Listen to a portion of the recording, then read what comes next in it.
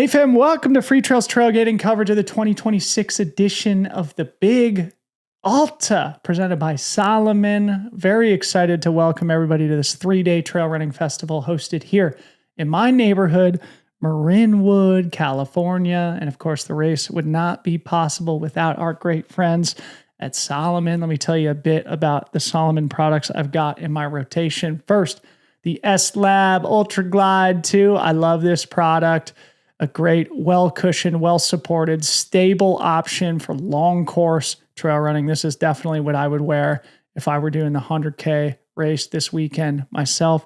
We've also got the S-Lab Pulsar 4 here, a lower to the ground, lighter weight option that I'd probably rock if I were doing the 50K or 28K. And finally, potentially my favorite piece of footwear ever invented, because Salomon not only crushes it with performance, but also with lifestyle. I got my sick Salomon XT6s here that I just picked up with my own money because I love the product so much. Of course, Salomon is a leader not only in performance, but also in pushing mountain sport culture forward. And we're very grateful to have their partnership at the Big Alta. Hope you guys enjoy our coverage. Welcome everybody to the second day of the Big Alta Trailgating. This is the 100K post-race show. My name is Dylan Bowman. We are very happy to welcome everybody, including our live studio audience here in Marinwood, California.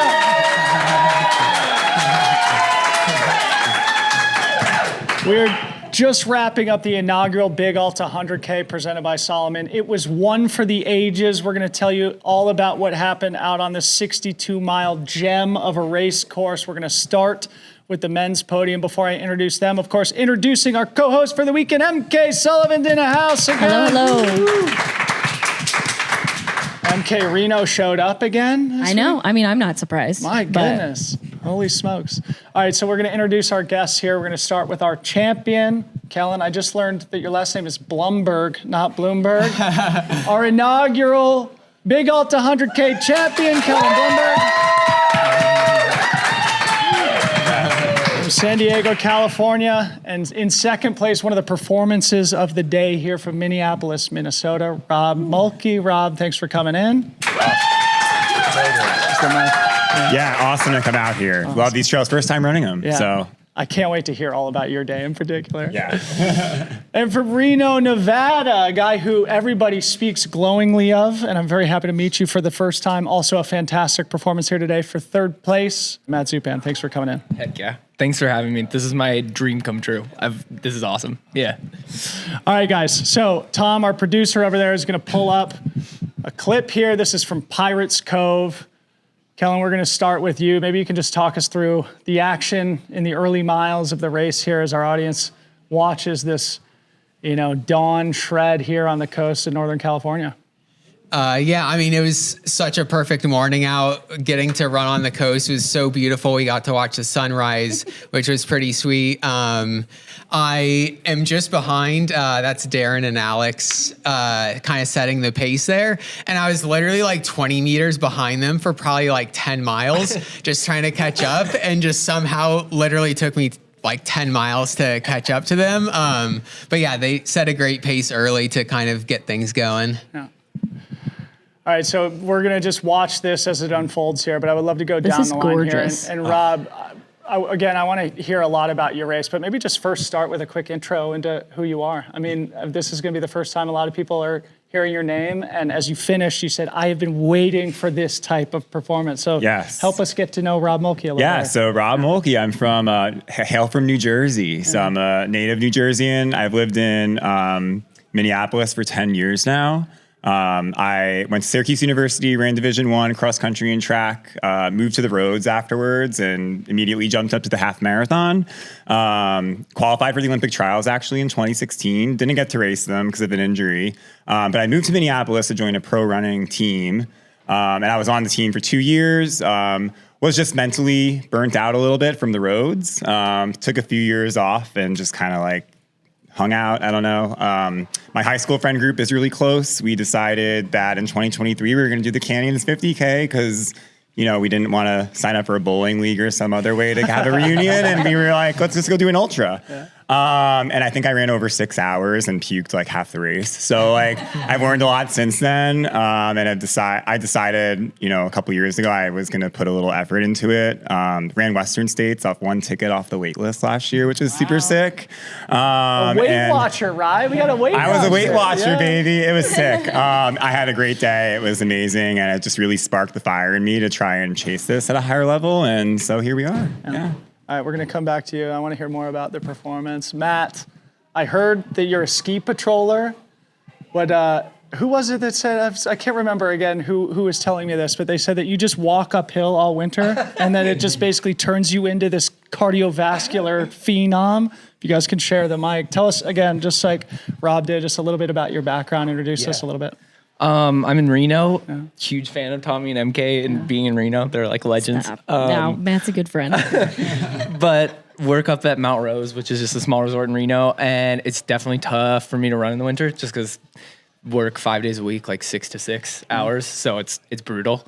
But I finally turned this winter. I was like, I gotta figure this out. So I turned it over. I humbled myself, accepted coaching from JoJo Roldan, who's a Bay Area legend, SFRC guy, and he whipped me into shape for 100K in March, which I didn't think I could do. Way to go, JoJo! Yeah, big shout out to JoJo. So marching uphill as a ski patroller and then getting some actual coaching. MK, give us some of the local knowledge on Zupan here. I mean, Matt Zupan is entirely too humble, I'll tell you that. Like, this is a kid who's constantly, like, running around Peavine, taking everybody's CRs and then being like, I'm just not really ready, So when Danny asked me about him for the preview the other day, I was like, Zupan's going to show up. I know you were, like, a little sick, but I still knew you were going to show up. So I'm excited to see you on this podium today. Yeah. Thanks.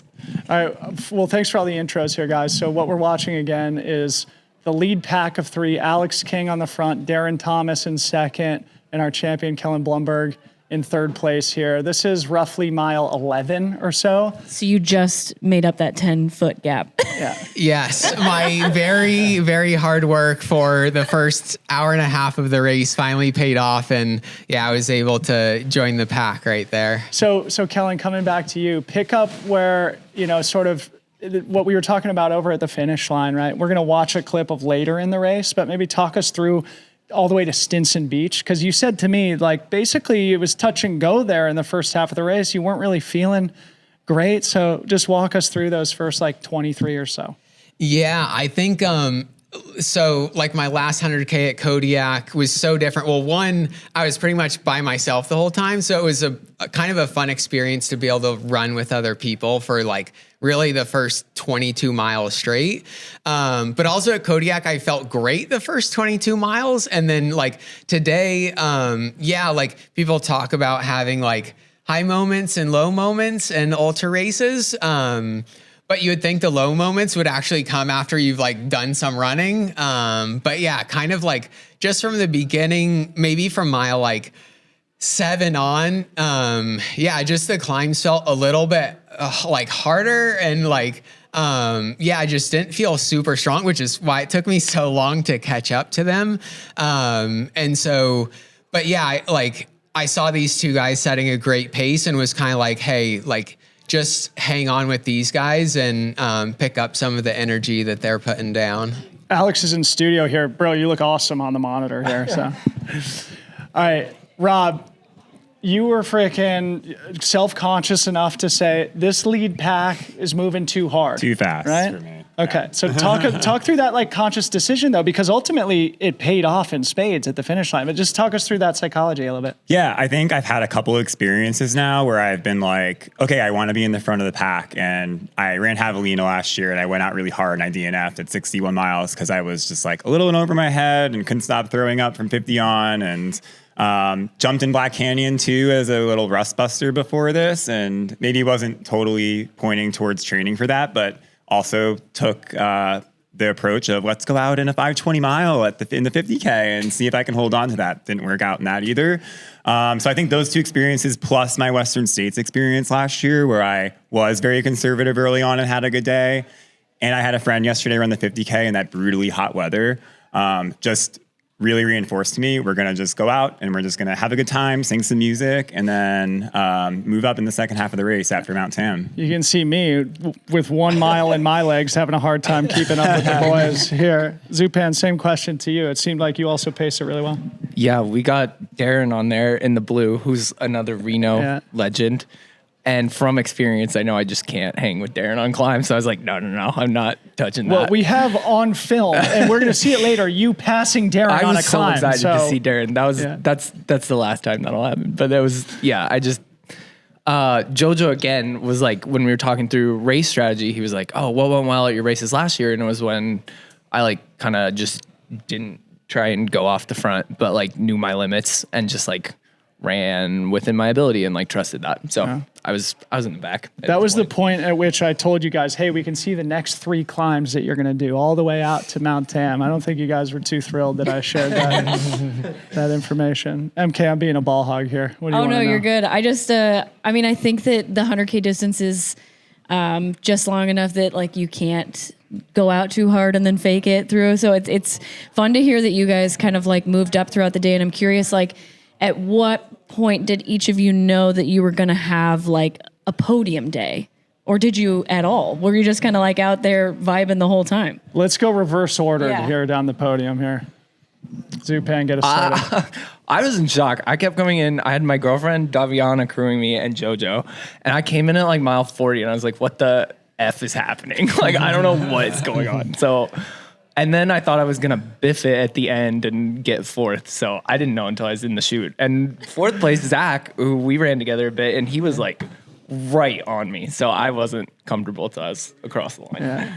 Like literally the same for me at the Fox Hollow 49 mile aid station. I looked at my partner who was crewing me and I was like, I'm in 3rd. Like, what? And it was just kind of a testament, I think, to just like slowly moving up throughout the day. And yeah, I don't know what really to expect other than I just wanted to run my own race and I thought it would kind of fall into place from there. So Kellen, same question to you, but I just want to set this up that we're about to see them go through the Muir Beach aid station at mile 12 and a half or so. And I did try and capture what I could from this aid station transition, but when did you sort of break into the lead and what was going through your head at that point?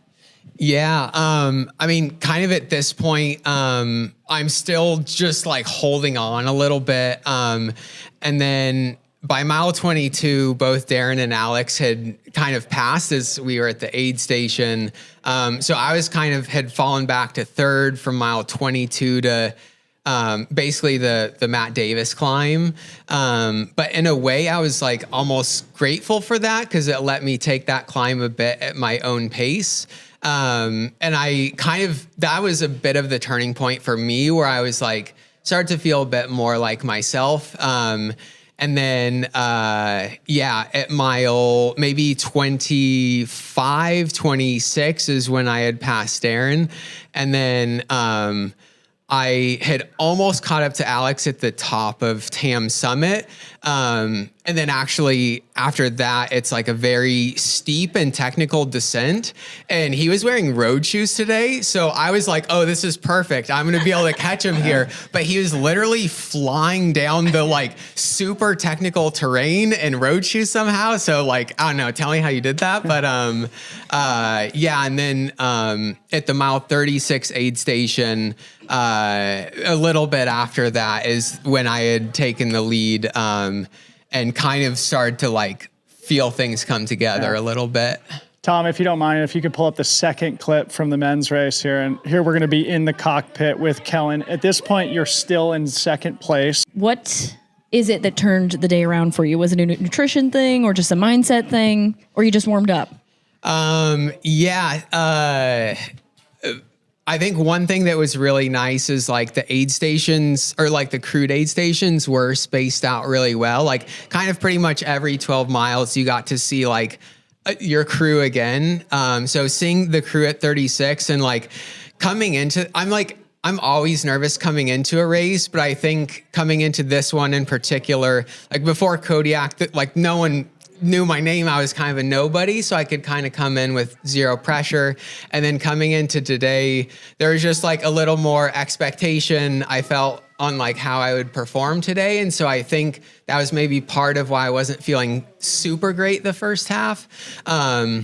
But actually, my mom told me yesterday, I mean, she's been awesome, just kind of coaching me through this past week and stuff. But she said, like, just like trust your training. You're going to get out there. You're going to like get in your groove. And the other thing, so kind of that 36-mile aid station is kind of when I felt like that hit. Only took 36 miles to find my groove there. So again, what we're looking at here is during the crux climb. So as we talked about the race throughout the week, we identified the climb out of Stinson Beach to the top of Mount Tam as being the crux. Here you're still in second place. So you haven't yet passed Alex as you just described. Rob, I want to come back to you now as we're watching Kellen. Again, I don't have it on camera, but a couple miles up the trail after I had let Kellen go, all of a sudden you're like in 8th place going through Mountain Theater. And when you come through, you're like, I feel freaking amazing. I felt real good up Tam. Yeah. So talk about the like the predator mindset and like the act of actually like catching people and passing them and how you were kind of interpreting that in real time. Yeah, it feels good. I told my coach yesterday, I work with Amanda Basham, by the way, so shout awesome. out. And Shout Justin out Gruenwald Smash and connected Brad us. Basham, Yeah, the Minnesota connection, But I was telling her, I felt like if I could just get through the first half, 2/3 of the race, I would feel really good just kind of like hunting people down a lot the second half of the race. And that's kind of exactly how it played out. And it started a little earlier maybe than I thought. I was passing people going up Mount Tam. All those treadmill miles on the incline, Yeah. Is that really how you, there. because that's actually one thing that I wanted to ask you about.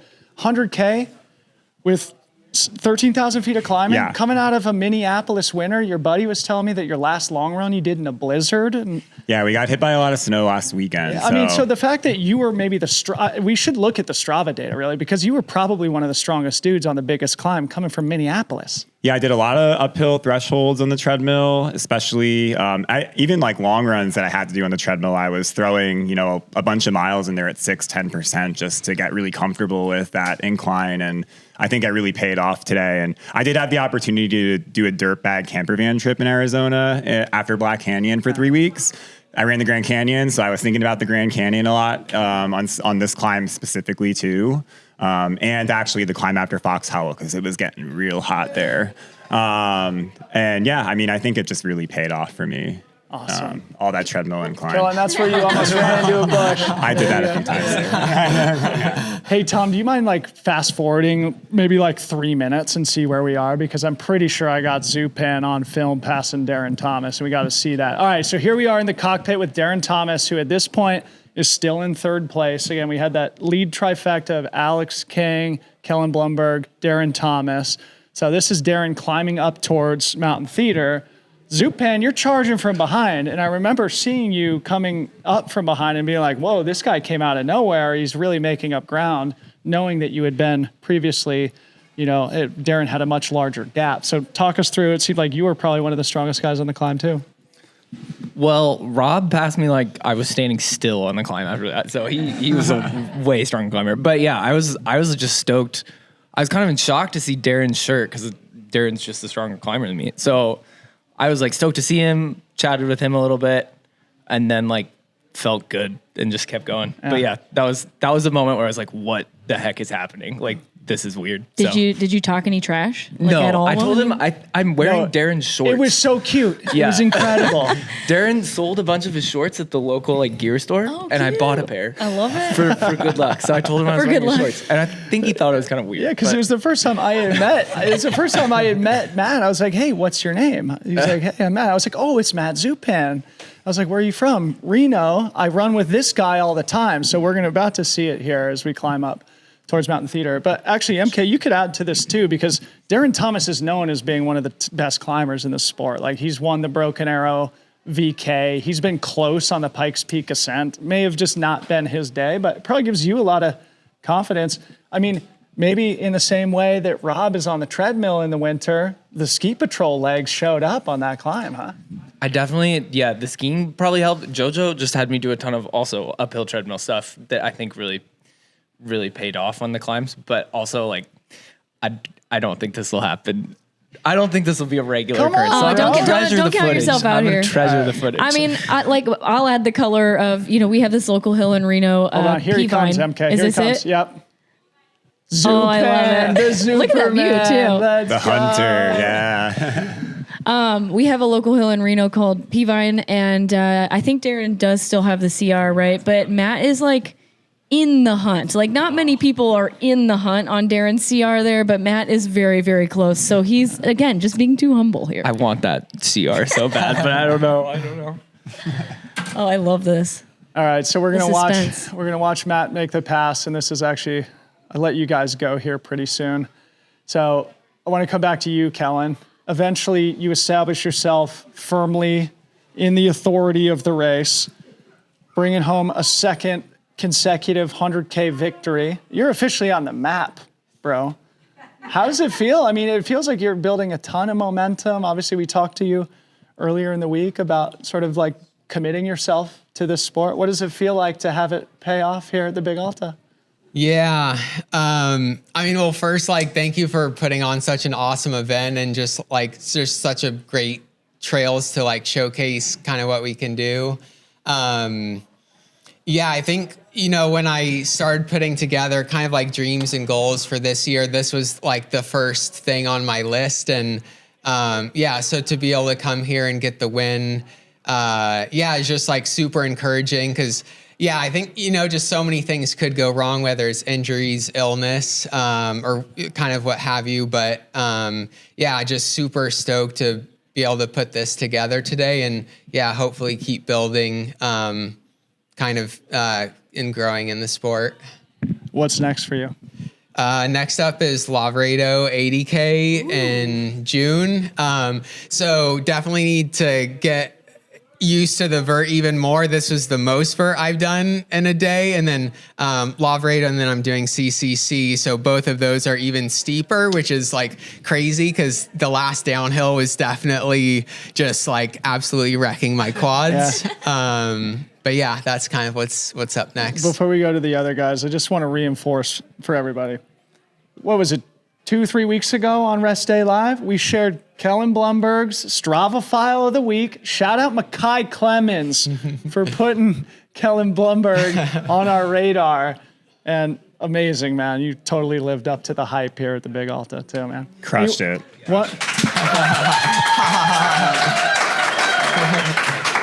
I picked you for fantasy Freetrail. So you guys crushed. Shout out to you guys. Shout out to you. You crushed. I'm honored. All right, so we'll wind to a close, but I want to hear the same thing from you guys. Rob, if you could just, tell us what this means to you, because again, you were so pumped at the finish, and just the way you executed, I think is inspiring. We could all learn from the way you approached it, especially coming off the previous mistakes that you've made at the races that you mentioned, Javelina and Black Canyon. What does this mean to you, and also what's next? Yeah, I mean, I have a former, I was chasing the pro dream on the roads for so long. I took so much time away from running, and I just felt very lost with what running meant to me and my own personal identity. And I think that trail and ultra has really just given me that love for running back. So, and being able to compete again at this level is really fun. I think I've known I could do something like this for so long. And so finally, after a really good training block at 35 years old to put it together, I feel like it feels really good to just be finally, I was able to do it on the day and run a confident race within myself and just execute. Yeah. So next up, I am going to do Javelina later in the year. So I'm looking to chase a golden ticket. I'm just going to put it out there. I really think I want to get back to Western States. I had a blast last year. It was Speak it into existence. Yeah, it's happening. I had the best weekend last year, and I just really want it to happen again. And I think I can be top 10 there for sure. So I want to get back there. In the meantime, I'm signed up for the Speed Project in 2 weeks. Shout out to Daddy Bratty Stallions. That's my team. And then I'm also signed up for a local race up north, the Superior 50K in May, and then also the Taco Bell 50K in the end of May. So I'm going to be doing those. And also I'm getting into sport climbing next week. So I've been hitting the rope climbing lately. Wow. So trail season early, then speed project, then sport climbing, and then eventually get back to the trails with Javelina later. Yeah. Shout out to my old road running coach, Chris Lundstrom. He's been my climbing partner the last few months with top roping. So once I get on sport climbing, we're going to go outside and hit the actual rock wall. So I'm excited. Rad. All right, Zuperman, Matt Zupan, close us down here. What does this mean to you? Podium here at the inaugural Big Alta 100K. What's next? Like Kellen was saying, it was such a great race. Like, aid stations were perfect. The volunteers were incredible. Like, you guys put on just the best race. So it's so cool to be on the podium for the first race. It's awesome.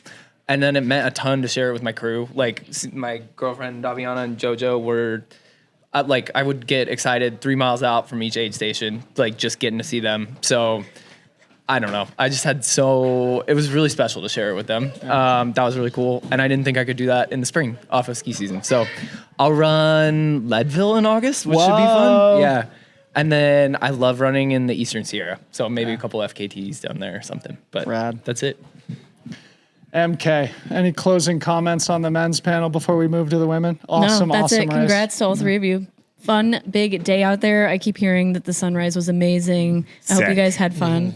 The coast was amazing. Yeah. I mean, Tam everything was awesome. Thank you guys so much. It was such a good week. I just think it's a fun story, right? Kellen saying he didn't feel great early, sort of hanging on the back of that Alex King, Darren Thomas train. Eventually it comes back around. Meanwhile, Rob, Matt, sort of consciously holding back early and running through the entire field to solidify podiums. All three a story of patience, if not just a little bit different. So, well said. Well said. Big round of applause for our men's podium.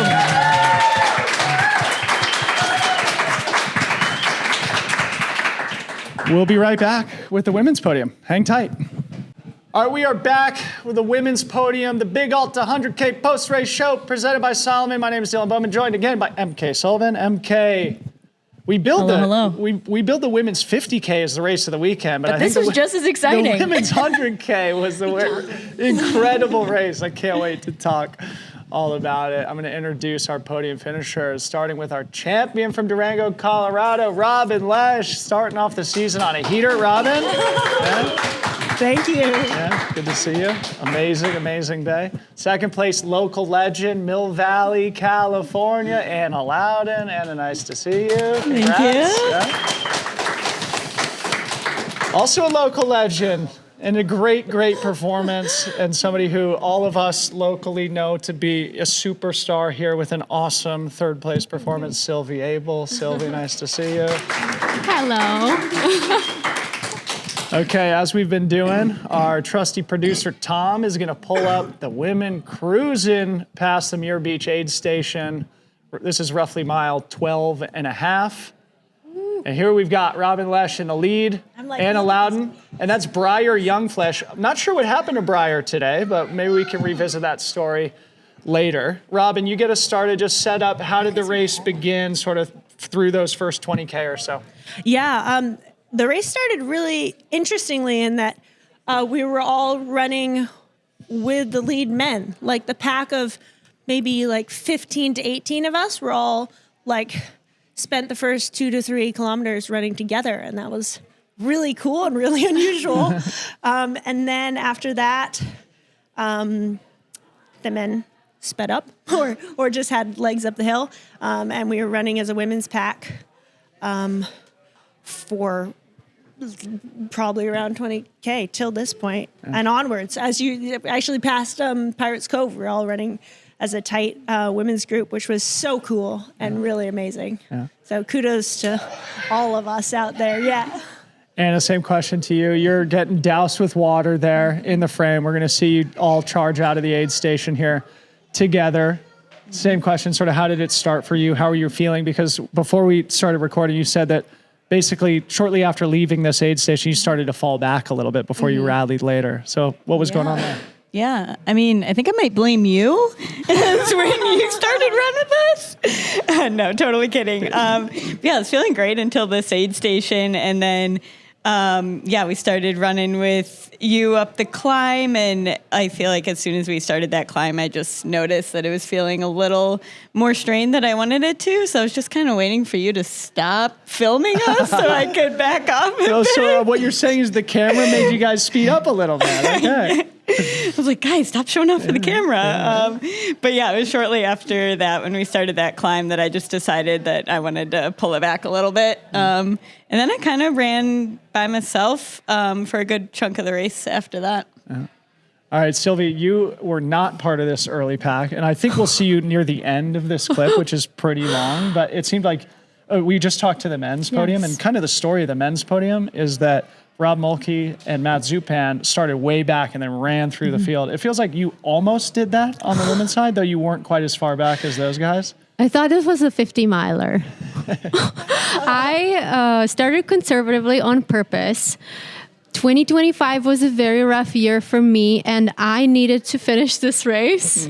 And I really couldn't run a 40-minute 10K to start. I also suck at the dark. I run terribly with a headlamp and so on.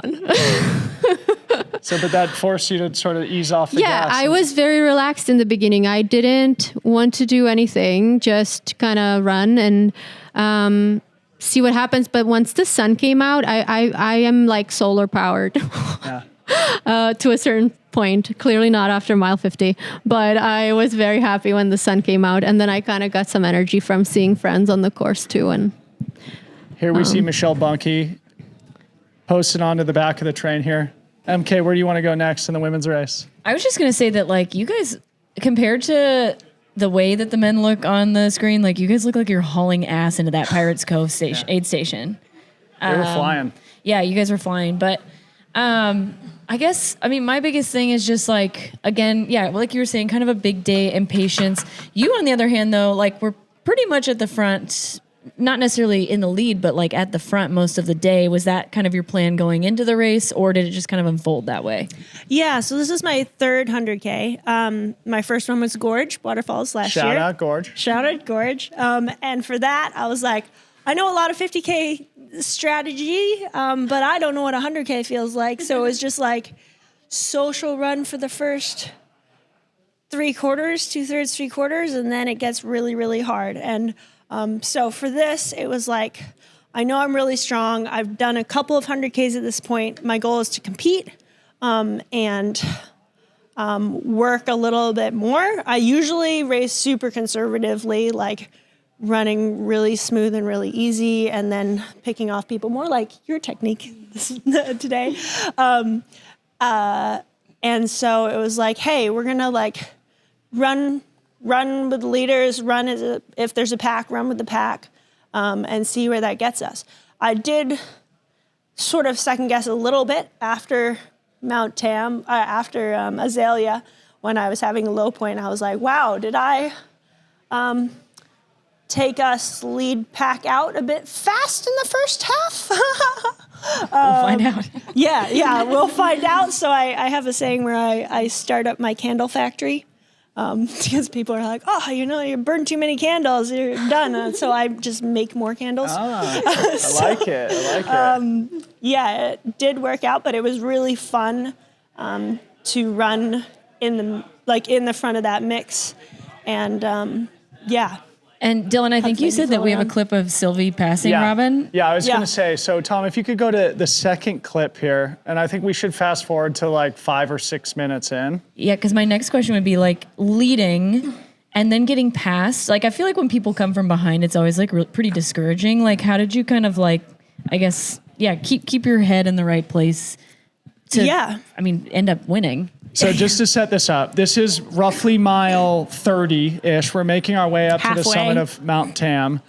Sylvie Abel, who is on screen now, is in second place at this particular moment, but we are going to witness when Sylvie moves into the lead here up near the top of Mount Tam, and we will watch all the way through that aid station transition. So back to that question. Yeah, I was totally fine with it. I hadn't seen her the whole race. You hadn't been in the pack. Well, besides the start, we chatted at the start, but hadn't been in those packs.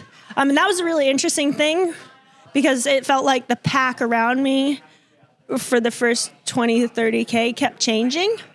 But I hadn't seen you since the start and was like, oh my gosh, like she's rocking it, especially up this climb. This is amazing.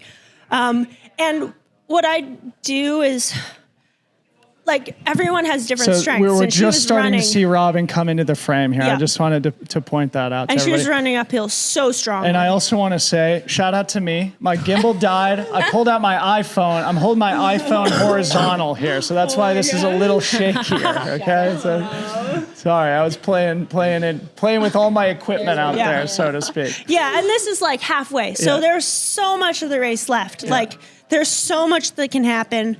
It's like she's really strong going up this hill. I could try to latch on, but that's not my move right now. That would be running her race, running her hill strength right now. All right, so Sylvie, yeah. actually what we're going to see, Robin, you just dropped your water I bottle. know, I like shook it. I'm like, damn it. All right, Sylvie, what's going through your head here? Because like here you've sort of been moving through the field all day and now you're about to take the lead in the 100K at the halfway point. I was just really happy to feel like I kind of, I don't know, like if I like ever had imposter syndrome before 2025, I felt like it's kind of gone this year. I just kind of relaxed and was like, you know what, I belong here. I have to trust I know what I'm doing. And I'm just going to go run my race. I knew at this point that the uphills were the only thing for me. The downhills were okay, but the uphills just felt like even like more effortless, I would say. The downhills were a little awkward for me today. I don't know what happened to my legs. It just one of those days. It just happens. Yeah, it was okay, but I knew the uphills were just where I could kind of play into that strength. Like Robin said, everybody has a different strength. I do well on uphill, usually. Yeah, and I just felt like, you know, like I just will step into my power here. And I wasn't sure if she was going to, I thought, you know, Anna could catch up, Robin could catch up. It doesn't matter, like, you're just kind of living in that moment. And like I told you when you were running with me, I saw the view, but I like almost couldn't look. Like I didn't have like much like moisture to spare, but like I would have cried if I looked too long. It was just very emotional. It was like, if it's first place, you know, second place, third place, whatever, I'm here doing what I love. And people are waiting for me, and I'm just going to keep going. And you put yourself in it. And that's all that matters. Yeah. You can see the summit of Mount Tam off to the looker's right here, which we're making our way up to, which is the halfway point of the race and the high point of the race. Anna, coming back to you. At this point, you're starting to rally. We'll see. We may see it in the aid station. I can't remember. But behind Sylvie at this point is Michelle Bunke, and then you. And you and Michelle were not separated by much up at the aid station. Did you feel like you really started to rally on that climb, or when did it start to turn around? Yeah, I mean, well, for one, just like I saw so many people out there on the course today, and that was just amazing. Like the summit of Tam was just like a party, and It was so cool, yeah. it was like, I was like, there's so many people out there. I can't let the community down. So I think that was definitely extra motivation for me today. After seeing so many people, I really wanted to do well because everyone was so excited. And also being on my home trails, I think I kind of turned my mindset when I was having a low moment to like, okay, it's just another Saturday long run. And I actually like shared a little bit of time with Ben and Kroom, who we talked about on the pre-race show. So like, of course, when I passed each of them, it was just like extra little spark, you know, they cheered me on. So it was just kind of that reframing of like, okay, it's just a Saturday long run. So I didn't really feel like I was like starting to push it or like catch up, but I was like, I feel relaxed now and I feel good. So coming to the top of Tam, and then I saw my time and I was like, that's actually faster than I was expecting to be here. So like, maybe if I just keep moving and feeling good, then it'll turn out all right. Wow. Tom, do you mind fast forwarding like another minute and a half-ish? I want to see this aid station transition. All right, so we're approaching now summit of Mount Tam. And what I want to emphasize is just how dramatic the finish ended up being. Yeah, I was just going to ask about that. I would love to just have each of you guys just say a few words about the second half, because ultimately there was a total juggling of positions to what we're seeing on the screen here. Robin, maybe you can get us started. Yeah. The back half of this course is wild. I will say the rockiest part, I would say, is not running off of Tam. But that's the rockiest downhill. There is a really, really rocky climb that's just like small boulder rocky. It's not nice. No, that We was did not like quite- that. They're quite challenging. Yeah, so running out of here, I on that loop, I could see Sylvie, and I was like, all right, she's not gapping me. We're staying pretty tight. But then running out of this aid station, I got completely turned around. I need to look at like how to get out of aid stations. I ended up on a dead end at a building at the end of this boardwalk, like 300 feet, not even like 20 feet from the aid station. Yeah, I was we this is remarked not that. correct. Yeah. I shouted your name a couple times, like, Dylan, where the hell are we supposed to go from here? So at that point, I'd like lost her. She'd gapped me by quite a bit when I got sorted. Well, we're going to see just how close it was here at the top. And again, this is the exact halfway point of the Yep, race. so it was close here. So running out, I knew she was ahead by something, maybe a minute and a half or 2 minutes or something. All right, so here's Robin coming in. Oh, I don't remember. Oh, I do remember that guy. I thought he was a woman. MK, how about this? It's happened to me before. I mean, how about this? We're halfway through the 100K here. And they're coming in neck and neck at 50K. And then you guys stay that way for like most of the It was race. so cool, yeah. Also, the aid station people are amazing. Like, you're just They like were hand a wonderful. bandana, hand a bottle, and like I think she even ties it on for me. Like, it's incredible. Love that. And schooling was so helpful. So at what And point important. did you pass Sylvie back? Yeah, so I saw her a few times at some, I don't remember when I could see you. I was slowly getting gone, and I didn't see you at all. Oh, I remember. Yeah, and at I the was last like, crew aid I station. am passing out slightly, but I'm totally crushing it. And then I got to a really low point. That rocky section that you mentioned from the Azalea That's cool because Hill we both had a really rough point there. Oh my Like goodness. all of my muscles were like, "You want me to go uphill?" And I still need you to do that. I was still okay with uphill, but I made a huge mistake that I personally feel like cost me so much time, and that was truly like not hydrating properly. Yeah. Because you were pressing on me the whole time, I rushed through these aid stations and I like learned such a huge lesson.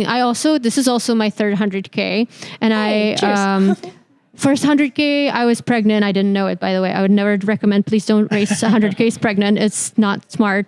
My child is healthy, by the way, and he made it.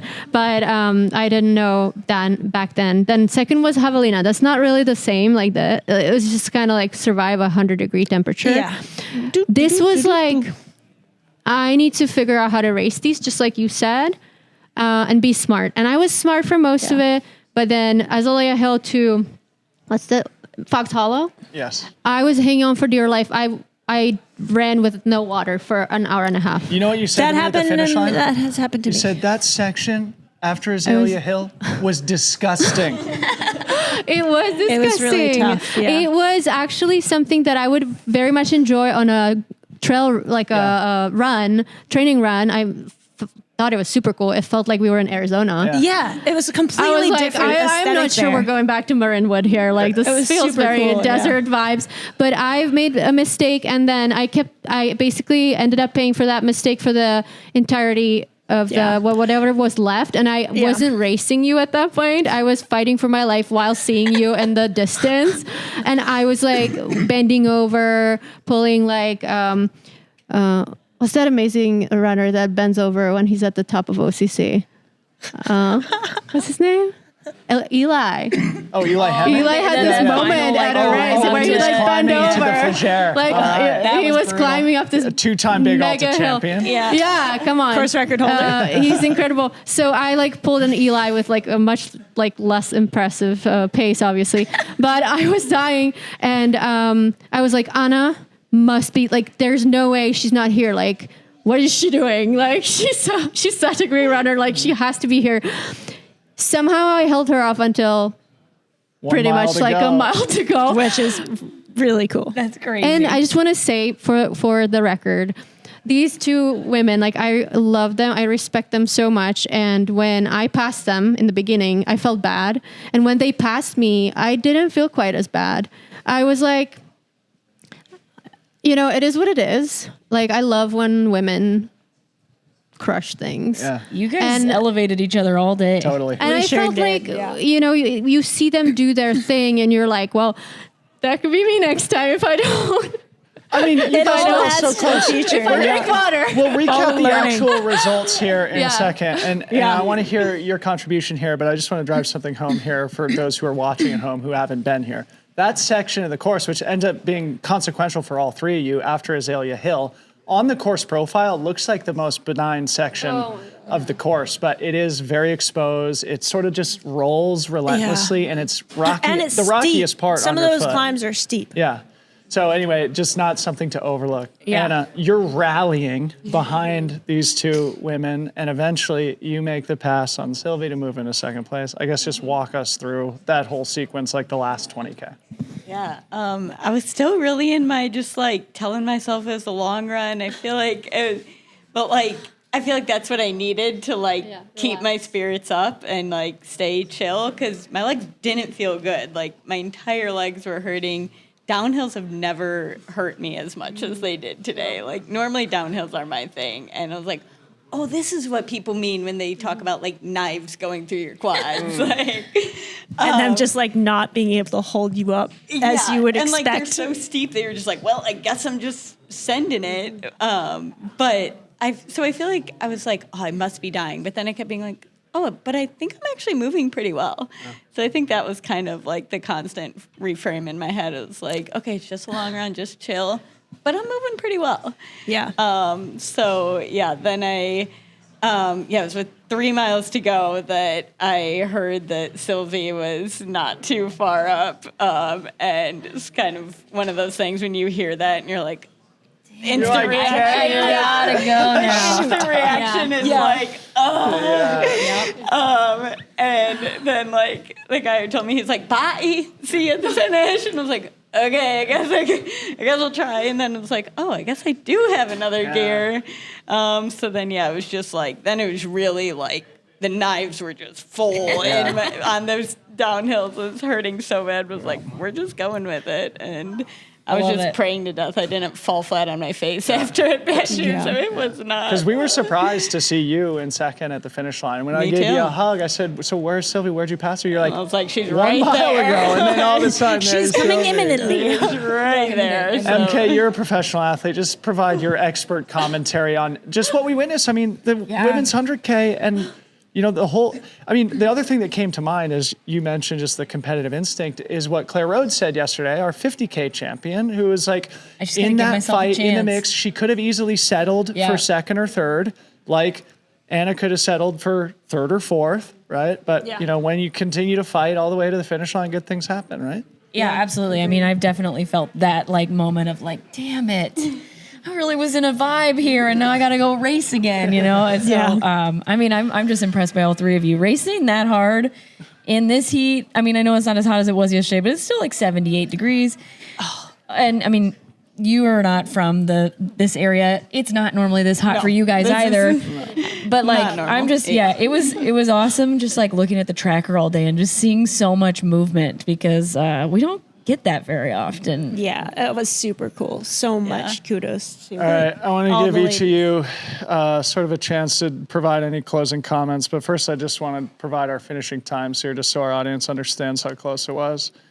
Earlier in the week, we predicted that it would be probably around 10 hours for the women's winning We time. rocked it, ladies. Yeah. I took that as a personal challenge, by the way. Too. We actually got together and said, let's prove Dylan wrong. Yeah, right. Okay, good. Our women's champion, Robin Lesh from Durango, ran 9 hours, 45 minutes, 34 seconds. Unbelievable. Thank you. Almost exactly 4 minutes back and allowed 9:49.32. And then a minute and a half behind Anna, Sylvie Abel, 9:51.01. So all told, separated by 5.5 minutes over nearly 10 hours of racing. It was real That's what we tight. love. It was so cool. Sick. Getting to see And you your guys had a competitors. big margin, let's say, back to fourth place. But What did the men do?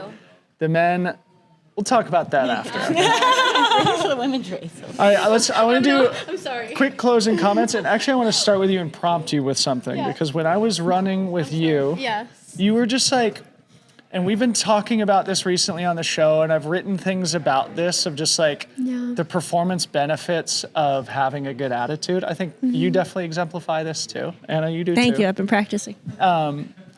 But one of the things you said to me is like, I just feel so grateful. This is 10 years since I moved to the U.S. Your family's here as well. So closing comments, but I would love to have you expand on that. Oh my gosh, I'm so dehydrated to cry, but I still feel the same way like I did when I met you at Mount Tam. I'm very grateful to be here. I come from Czech Republic, and I've lived there 25 years of my life. And coming to America was an interesting experience. Let's just say we don't have enough time, but it's nice when you find your place. It feels great to find your people and feel like you belong somewhere new. Because I feel like I belong back home, but here is like, it was a while to find my people. And today on top of that mountain, you know, something about mountains is a metaphor for overcoming. Ultramarathon running is like life. Like it sucks and you're like, it's always going to suck. Oh no. And then it stops sucking and you're like, I guess I'm going to keep going. It was great to be on top of that mountain. I'm so sorry. What was the question? You're right on track. It's like, let me hear you. Yeah. Let me tell you my story. Incredibly grateful. Oh, attitude. I have worked very hard on this, Dylan. I am Eastern European. We do not have good attitude. We complain all the time. We don't smile.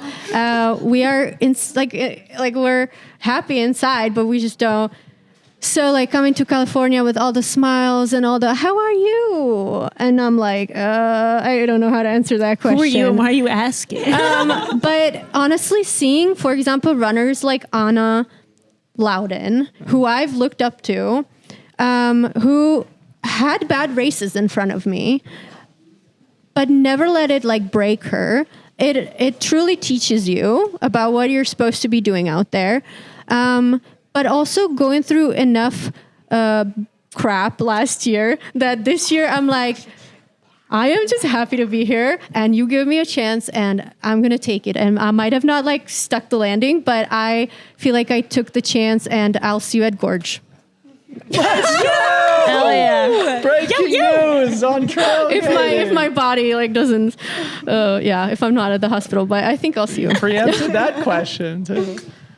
And I would love to hear, from you too, anything that resonates from Sylvie's answer, but also just general closing questions, really solid performance from you today, what it means to you, et cetera. I mean, it definitely, to build off that, like, first of all, so sweet of you to say you looked out for me, but like, I've struggled from the opposite side because my natural personality is to smile and have a positive attitude. Oh, I can teach you. But like honestly, last year, like I had some races, like Javelina, like really didn't go the way I wanted, but then I looked back at all these race photos that Tony took. Shout out to Tony, and like, I had all these amazing photos of me with this huge smile on my face, and I was like, I thought I tried really, really hard and like was hurting really bad. And you see, there's other runners who I look up to who know how to put themselves in the well and you see it on their face. But you usually don't see that on my face, like even though I am giving it my all. So I was like, am I doing something wrong? Am I not trying?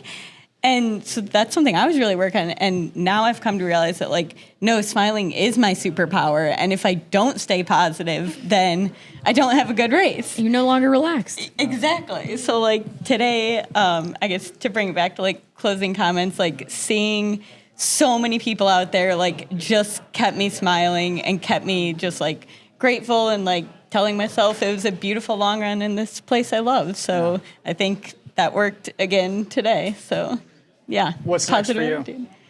Next big thing on my calendar will be La Veredo in June. Awesome. So. And you're building towards UTMB? Yes. Yeah. Love that. Very exciting. Robin, same question to you. And also, I just want to reinforce for the audience, you are on a heater right now, 2026, off to a great start. Thank you very much, A Dylan. victory at the Tarawera 50K, another victory here at the Big Alta 100K. What does it mean to you? What's next? Thanks. Yeah, this is really exciting to sort of start pushing away from my natural, like, conservative race method and competing. Like, my coach and I usually have goals that we can fully control, like eat this amount or like try to power this particular part of the course or things like that. And really out there in our pre-race meeting, he was like, I'm going to put something in or suggest something that is not my usual. What do you think of having one of the goals be win? And I was like, Who's your coach? Robbie Britton. Shout out to Robbie. Shout out Robbie. All right, great. And I was like, ooh, well, it doesn't, like, a year ago, that would have, like, destroyed my mental space. Like, a year and a half ago, I couldn't even look at, like, entry lists. It stressed me out. And now I'm so excited to look at them and, like, see who we're going to be, like, racing with and competing with and what the day is going to be like. I did change it after our meeting. Robbie probably doesn't know this, but I changed it to compete because that feels like more like something I can do. And so it was compete. And then it was also, shout out to Ruth Croft. My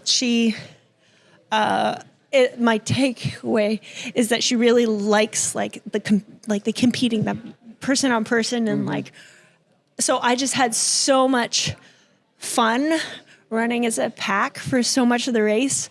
I'll share a little bit. We had a little bit of a pact, which was like a blanket apology for snot, farts, elbows. Yeah, because I elbowed. It was you, right? Yeah. I elbowed her in my. No, we said sorry a couple times. I'm like, sorry for the rest of the day. Can we just make a blanket apology? And then so every time I was running with somebody else, I was like, by the way, Anna and I have this pact. And then Briar and Anna and I have this pact. Would you like to join? So we all had this Done saying sorry. Yeah, this blanket statement apology. Yeah, absolutely. We got like 5 or 6. I didn't even know. Yeah, so this is really special, and it was really cool to like actually work together with people and actually like just feel fully grounded and running in the front. And like, for example, when you pass me, I'm like, cool, like you're really strong right now. We'll see what happens in the rest of the race. Like, Look what happened. yeah, we're tough. We competed. 5 minutes. Yeah. So just like being fully grounded in that, I know I'm really strong. I know I can race really well. I know that it's really fun being pushed and pushing other strong ladies. It's really exciting. What's next? I need something in May. I don't know yet. May is very soon, but You something, need something in May? Well, I have CCC in August, so I need something. Broken Arrow for sure. I'm doing the VK Nice. Oh, yeah. All right. just for funsies, but something before that. Yeah, All right. Silver TBD. State 50-50. Yeah. I'm do the open 50 to mile or suggestions. 50K. Recommendations for Robin Lesh, who's Yes. off to a heater this I'll be a season. big proponent of that one. It's in Reno. MK, Oh, any that's closing interesting. comments from you? Thanks for making today so exciting. Yeah. Our You guys pleasure. are awesome. Thank you. Guys, thank you so much for coming to the Big Alta. Seriously, it means a lot, especially the local crushers. Like, thank you guys for showing up. It's really great to have you here. Robin, I'm so grateful you would also come to our race again after Gorge last year. Congratulations on a great start to the season to you, Anna, to you, to rally there in the second half, continue Yeah. fighting, paid off in the end. Sylvie, it was awesome to share whatever 2 miles with you up on the mountain. And I'm just really grateful you guys came to the Big Alta. Big round of applause for the women's podium. We're going to be joined by a special guest, Bill Armstrong, here momentarily, and then we're going to do a full recap before we go out and do the podium presentation. All right. Thank you guys for joining. We are back in studio, the post-race show after the Big Alta 100K. We are joined by a very special guest, Mr. Bill Armstrong, in studio. Thank you for having me. What, do you call your founder for sure? Are you or Lauren the CEO of Never Second? She would be very angry if I didn't say she.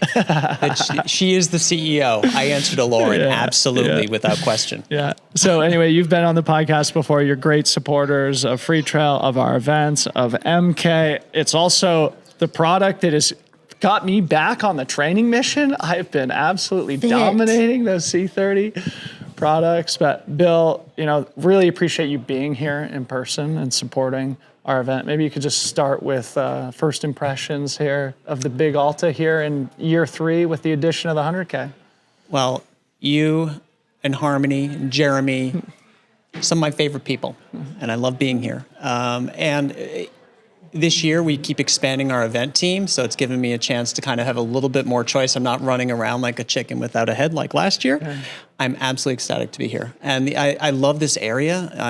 I've been here before, but it's incredibly beautiful, and just seeing the athletes has just been amazing. So I've really enjoyed my time here, for sure. MK, you've been working with Bill and Lauren longer than we have at Freetrail. Long time. Share a few words about that. I think we're on like year 3 or 4. It feels like forever at this point. We're getting long-term here. Yeah, we're getting long-term. But Danny and I actually did a podcast this last week where we just caught up on our training and stuff. And I mentioned that I feel like a real milestone in my comeback will be the day that I use Never Second on a run and not just like on the bike in my gym. And I feel like, we're getting there. So I'm very excited. I mean, you were saying the C30, the C30 drink mix is like, I live and die by it. Yeah. And so I'm very excited to just like drink sugar for training again one of these days. Actually, quick anecdote for me. So running up on Mount Tam today, I put in 14 today, guys. 14. Nice job. Big round of applause for me. Camera work, running. Anyway, I was running with the lead women in particular up to the top of Mount Tam, and I was like, I'm worked right now. But luckily, I had an empty soft flask in my little waist belt. Got up to the Mount Tam aid station and just hammered like 3 C30 soft flasks before I started coming back to homeostasis. So. Anyway, Bill, I think another thing that would be fun to talk about is just, you guys are still a young brand. And you're now like clearly in the leadership position. You had 4 athletes in the top 4 of Trail Runner of the Year last year. The proof is on the podium. I would love to hear you talk about just like witnessing the success of the athletes, especially because you guys still do have a Tiger team and you're still only in your infancy. Gosh, we are extremely fortunate to work with who we work with. Yeah.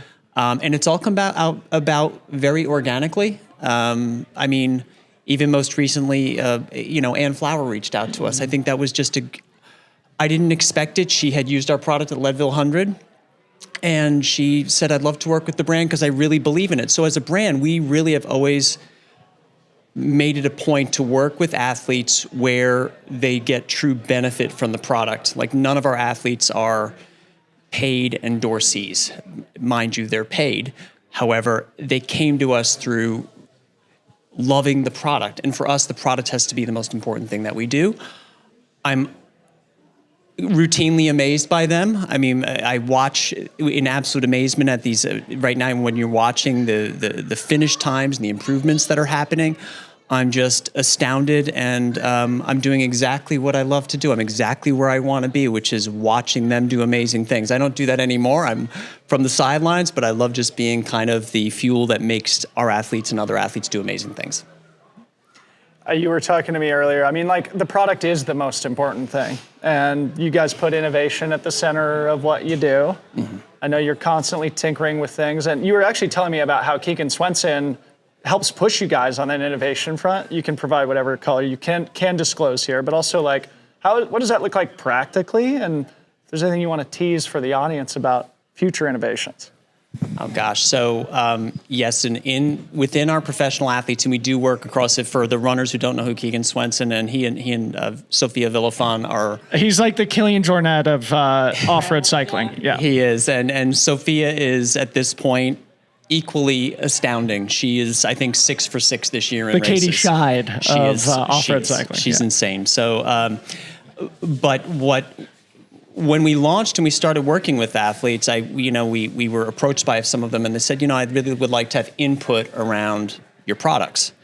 And at the time I was like, well, the products are kind of fixed. I wonder what that would really look like. But as we started really working with these athletes more and more, and as the game of fueling continues to get more competitive, it's becoming increasingly important for us to stay at the top of the game. And so that real world experience comes in. I mean, I won't name names, but for instance, in the cycling arena, one of them said, right now the gold standard is over 120 grams an hour. We're all taking 150 just about, all the people that I know. And then like, for instance, Ruth Croft, when she won UTMB this last year, she's using our product. She fueled just about 120 grams an hour. But inherent with that is not just delivery, but it's like, how are you delivering? What new products can help me adapt or implement the products more easily? Like Keegan, for instance, came to me and said, hey, I'm getting a little bit of stomach sloshing. How can we tweak the formulas? So we've now recently started an initiative where we are developing professional grade products, working with our athletes, developing them, and then at some point with some of them, hopefully bringing them to market for everyday athletes as well. So exciting stuff coming. Exciting stuff. You can't say more than that? I can say a few things. So I love to talk about new products, and I'm not one of those brands that like has it behind a cloak, and I'm going to have a grand announcement. I'm like, let's talk about what we're going to come out with. Right now we are starting to explore everyday products. One, for instance, what athletes use when they're not training or racing. So we have a hydration mix coming out, there are a lot of hydration products. In our opinion, what we're trying to do is strike balance. So where some hydration products have excessive amounts of sodium, our products are full spectrum electrolyte with a much more balanced sodium level that's much more sustainable. We have, of course, within our existing fuel range, we are adding additional flavors. Passion fruit is a cult favorite, so we're doing passion fruit with caffeine. That I'm really excited about. We are working on a chewable product, a chew, which is going to be in our most popular flavors. It's something we're spending a lot of time on. We do, I think, compared to a lot of brands, which I think rush products to market, I would argue a lot of times they rush substandard products to market.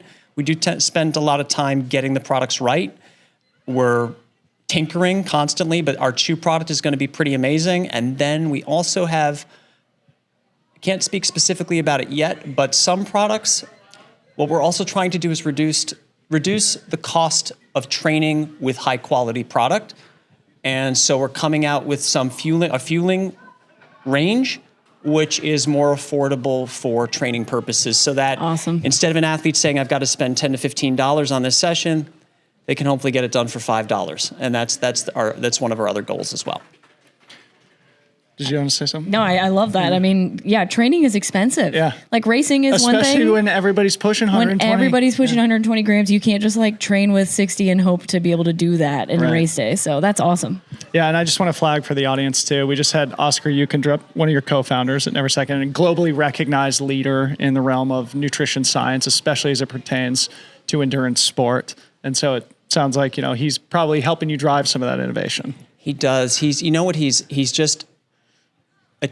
the resource that I look to keep us honest.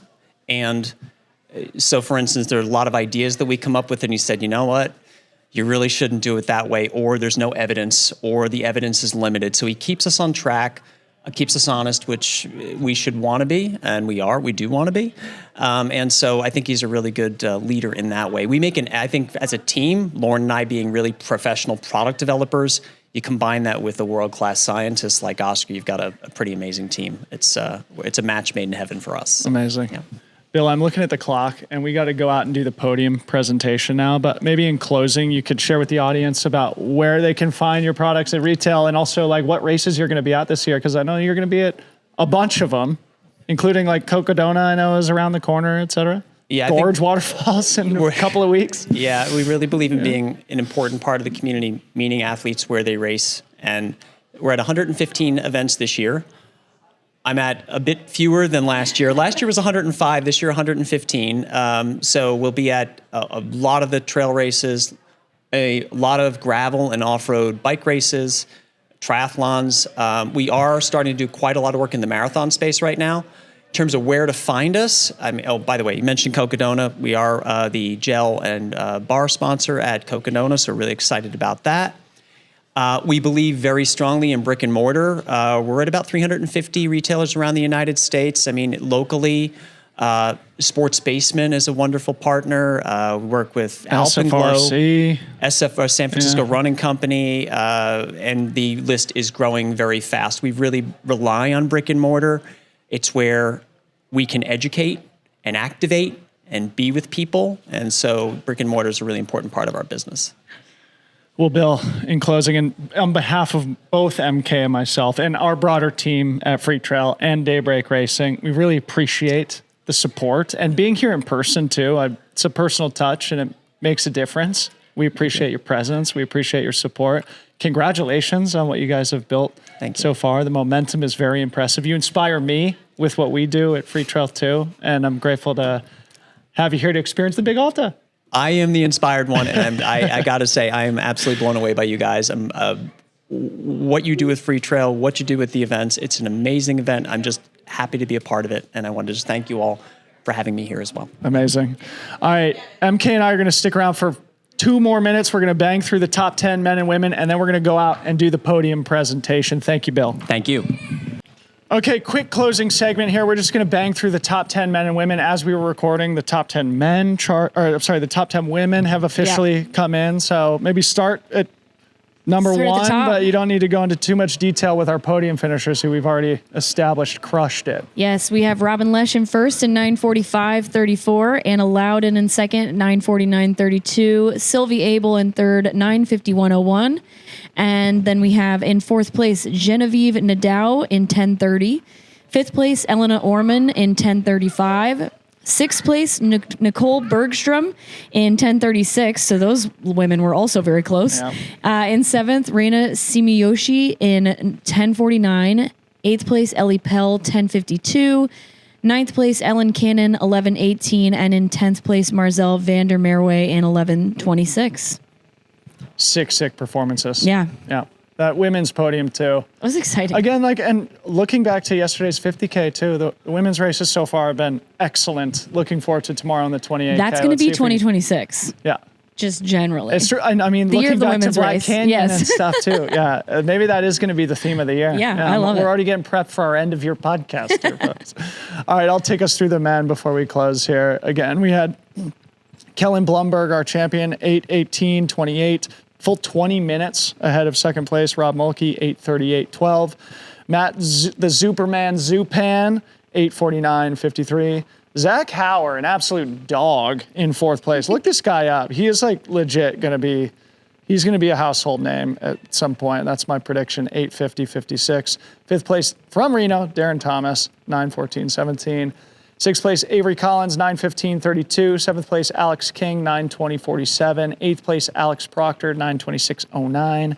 Ninth place, Nico Lightbody from Canada, 9:37.25. 10th place, local legend, my training buddy, Kroom Beatty. Shout out Kroom, buddy. We're proud of you, buddy. 10th place on a fairly rough day for Kroom, but we're glad he was able to Finish it out. stick it out with a top 10. I guess my only question is the guy, the brains behind Big Alta here, how was your first 100K experience? I am so thrilled. Speaking on behalf of our team, Ryan Thrower is in the audience here too. We've been thinking about this for years. That's fair to say? And I have a hard time thinking about how it could have been better, even coming down to the weather. Yes, it was warm, but It happens. yeah, it's better than it being freezing cold and raining, for sure. And Yeah. at the top of Mount Tam, for example, yesterday it would have been 100 degrees nearly. Today it was probably low to mid 70s, so Yep. not terrible. And then I actually made a point to say to the podium finishers, like, hey, if there's anything after you have a chance to process this that comes up about how we can really make this better, please do let us know. Yeah. And the universal reaction was, it was perfect. Thank you so much. That was so rad. So anyway, of course, we're not going to take that for granted, but I feel like we did a pretty good job bringing this thing to life in year one. We'll do a deeper debrief at some point, but the Big Alta 100K is officially done on the and map. dusted. I love it. Yeah. All right, that was a long show. MK, you're the best. Thank you so much Thanks for for your great having me. partnership. Tomorrow, we'll be back in studio to wrap things up with the 28K post-race show. In closing, a big thank you to our sponsors, Salomon, Never Second. A big thank you to the team, MK, Ryan, Brett Jorgensen, Tom Buchanan, Addie Thompson, Harmony Bowman, Travis Longcar, the Daybreak team. It takes a village, and we're super grateful for everybody, including you, the lovely listeners who we love so much. We'll see you back here in studio tomorrow. For MK Sullivan, the rest of the team, I'm Devo. Peace out.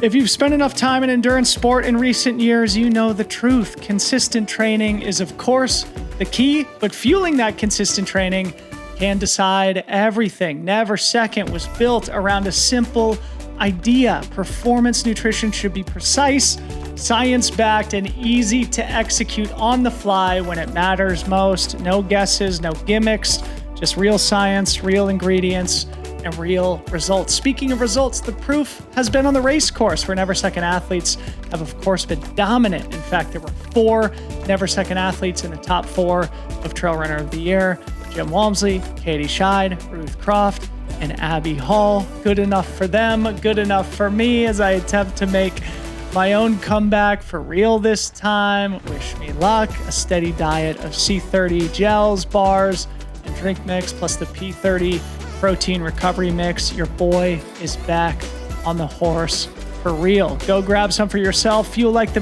great champions of our sport. Visit never2.com. Use code Freetrail25 for 25% off your first order. Never2.com. Use code Freetrail25.